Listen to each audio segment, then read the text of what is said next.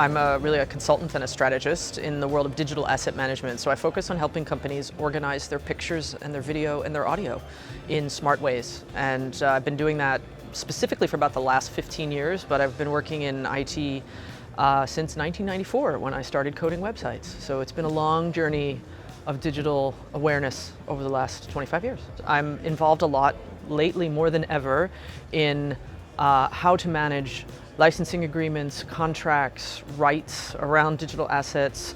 Actually, the act of looking at a contract and figuring out how to turn that into data is really complicated today. And of course, the more media-oriented the company is, usually the more complex the contract. So there's a lot of that going on right now. A lot of that is not digital at all yet. It's still in paper contracts. So that's a struggle.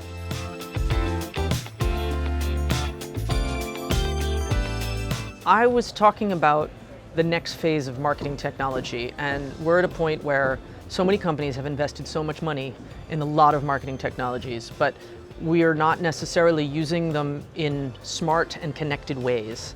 So MarTech 2.0 is about doing things more intelligently, personalizing better, localizing better, and building a smarter presentation layer. So of course, Chili Publish is one way to do that.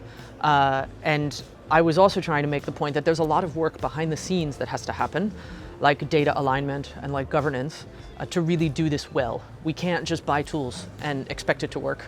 We have to do the real busy work behind the scenes for success. So that was really the two main points of the presentation.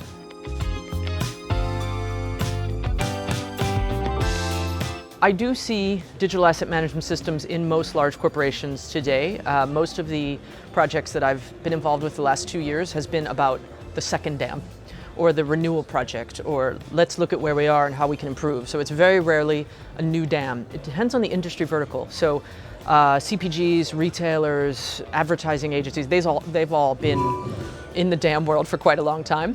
Whereas I'm now starting to get more calls from, say, healthcare companies in America, or pharmaceutical companies that are sort of, or banks that are all sort of bridging this into this new world of, you don't really necessarily think of them as doing first line marketing necessarily, but now they realize, wow, even though I'm a healthcare company, I have to market. You know, even though I'm a pharmaceutical company, I might have a doctor representing what I produce, I still have to market directly. So they're starting to invest a lot more in dams. So I have some new projects recently that are companies that are huge, multi-billion-dollar companies that are now investing in dams. So I do see it spreading out now to the sort of second wave of industry verticals. But still larger companies, right? Larger companies. I would say though, my sweet spot or I should say my sweet spot and my soft spot is also I work with a lot of museums and cultural heritage institutions, and they're investing a lot in DAM now as well, because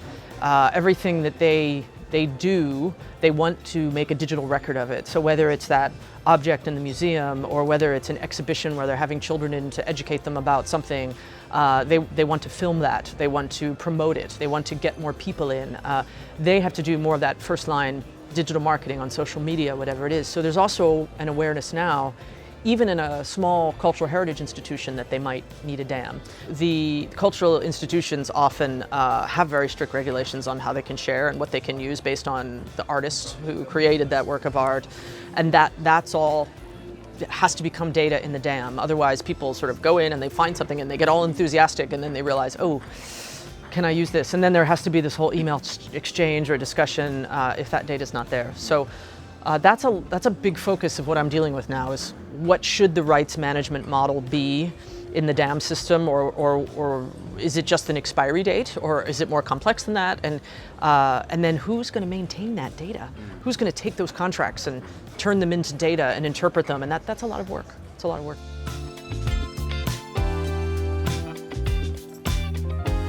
Well, there's different levels of rights management. You've got, and I actually have a slide that speaks to this whole thing. I have 5 levels of rights management, and the simplest thing, of course, is none.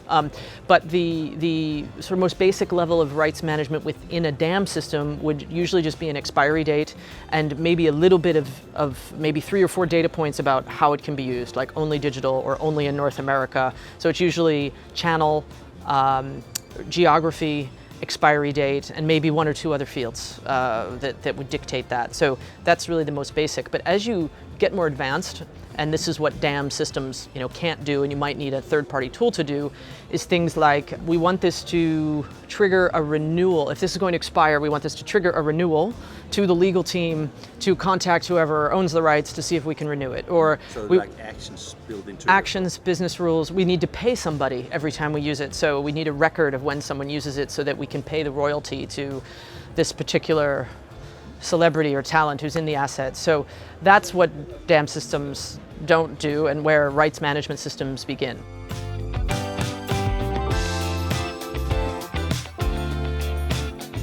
I don't think that dam systems will be the intelligent layer. That's just my gut feeling, and also I'm saying my gut feeling, but it's also I know about the product roadmaps of these organizations, and they're not engineering their products to be the intelligent presentation layer or to do data checks against regulatory systems. It's just not what they're engineering them to do. So they're really about being the repository for the assets and doing whatever the functional transformation, transcode, resize, all of the creative or visual aspects of what needs to happen to an image, but they're not making the smart decisions on how to target this image to this person in this geography at this time and make sure that we have the rights to do it.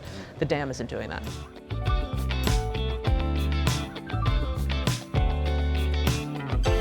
It's a little bit Wild West, and it's an integration challenge. It's not solved by one tool, whether it's the dam or Chili Publish or whatever. It's a strategy that has to do with integration and connectivity, and going back to my point earlier about data alignment and understanding what's the combination of tools that's going to do that for us, because it's not one tool.